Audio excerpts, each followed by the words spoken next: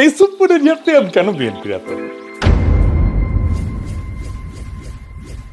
আমরা যখন সুপ্পুর অপসারণ চাইতেছি সেই টাইমে তারেক রহমানের সাথে আমার একটা মিটিং হয় জুমে।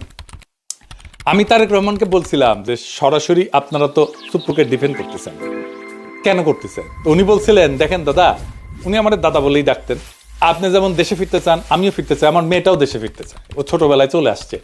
প্রেসিডেন্ট অপসারিত হলে আমার সেই দেশে ফেরাটা ঝুঁকিতে পড়বে। আমি অন রেকর্ড বলতেছি, এই কথাই উনি আমাকে বলছিলেন। আমি বললাম যে আমি তো বুঝলাম না, আমি ওনারে ভাইয়া বলি, আমি তো বুঝলাম না মানে আপনার কেন আমার দেশে আছে ঝুঁকিতে পড়বে। তাই আবারও জিজ্ঞেস করলাম যে আমি যখন বুঝলাম না দেশে ফেরাটা কেন ঝুঁকিতে পড়বে।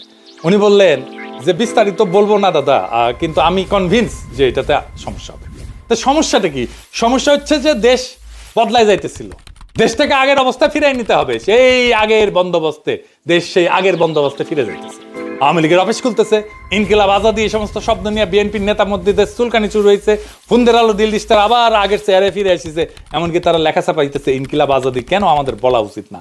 এই নিয়ে যে ইনকিলাব জিন্দাবাদ স্লোগান বিএনপি নিজে দিছে, সে বিএনপি এখন সেটারে ডিজোন করতেছে। দেখিছে 4 আগস্ট সে ইনকিলাব জিন্দাবাদ স্লোগান দিয়া ফেসবুকে পোস্ট দেয়, আর এখন তার ইনকিলাবে চুলকানি হয়, রক্তক্ষরণ হয়। কোনটি থেকে রক্তক্ষরণ হয়?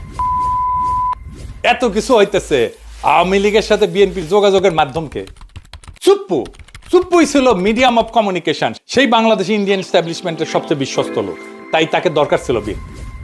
বাংলাদেশে মুজিব বাহিনী হইতেছে ইন্ডিয়ার সবচেয়ে বড় স্ট্র্যাটেজিক অ্যাসেট। চুপ্পু মুজিব বাহিনীর সদস্য হিসেবে ইন্ডিয়ার সবচেয়ে বড় স্ট্র্যাটেজিক অ্যাসেট, এবং তার মাধ্যমে এই সমস্ত ঘুটু হয়েছে। কারণ একটাই, সে পুরনো বন্দোবস্ত, পুরনো লুটপাটের জামানা আবার ফিরে আসতেছে। ওটা ফিরে আনাটাই ছিল আসলে বাংলার লুথার কিং এর প্ল্যান।